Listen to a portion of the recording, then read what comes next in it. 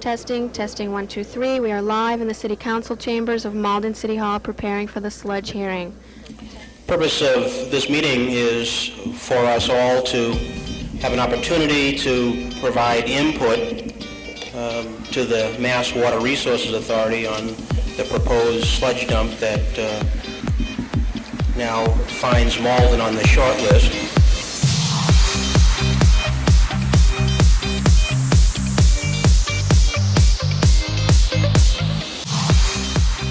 In 1988, 30 years ago this year, an old barber school located at 145 Pleasant Street was transformed into what was to become MATV, Malden's Media Center.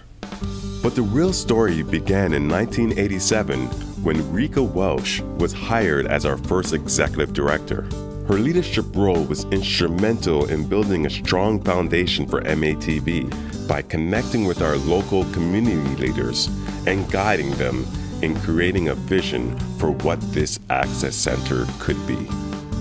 Look around in many cities and towns in Massachusetts, those communities don't necessarily have a center like Malden has. It goes really back to that very first beginning decision that Mayor Conway made, which was to go out into the community, to find people in the community, and to empower them to think about what this could be. And if you think about 1987, 88, you need to think back on a time in which you didn't have a cell phone. If you wanted to make a phone call and you weren't at home or in your office, you were looking for a telephone booth. You didn't have cameras in your telephones. You didn't have the internet. You didn't have a lot of the things that we take for granted today.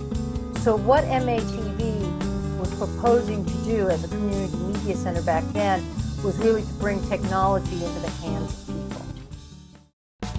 Another connection that helped shape the establishment of our media center was the formation of a group of dedicated individuals who passionately believed in public access to electronic resources that gave a voice to the people of Malden. One such person was MATV's first board president, John Tedesco. But we put together a board of directors, and then the next thing we had to do was find a suitable place for the studio. And that was probably the hardest part and something that took a very long time to do.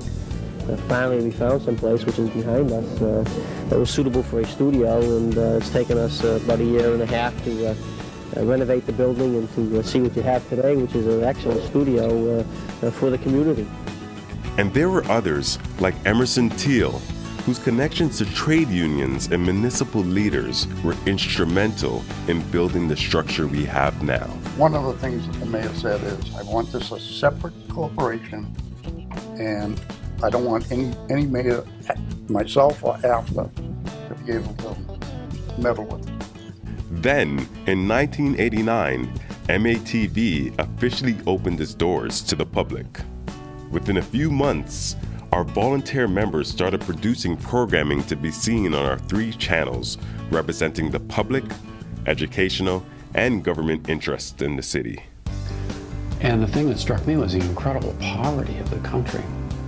We're glad that the teachers are out here demonstrating, because if they close their schools, the 7th and 8th graders are going to go to the high school. Live television. I mean, any mistake I make is right there for you people to see at home. We'll also examine the significant long-term impact today's homeless population will have on the city's future. The people in the West, they don't know anything about a clam bake.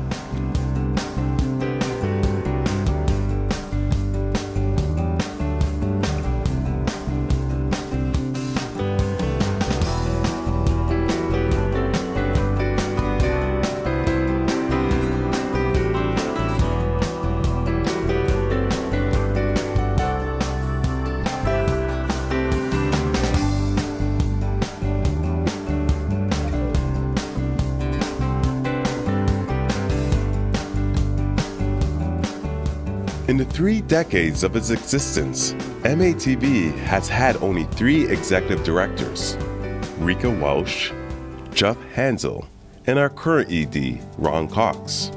Under their leadership, MATV has expanded to become a more broadly defined community media center, hosting an art gallery, a citizen journalism initiative, a vibrant youth program, podcasting, online and streaming services, and providing a leading role in the One City, One Book program. You know, I feel privileged to have worked my way up from volunteer to video instructor, then board member, and now for the past 12 years as executive director. But more importantly, I've been part of the growth of MATV as we now provide a broad range of media-related resources for the Malden community. However, we do face some challenges. The biggest one is the predicted decline in cable revenue in the years ahead. But also, there are questions about remaining relevant in an increasingly connected world. Unlike the early days of community television, so many more people have access to powerful tools that connect, communicate, and amplify a message. But community media centers like MATV do play a relevant and important role in providing more access to the underserved communities, giving them training, resources, and activities that ultimately lead to a more meaningful human connection. So let's take the energy of this celebration and turn it into a creative effort to really look at what needs to be done to continue this wonderful experiment called MATV, Malden's Media Center.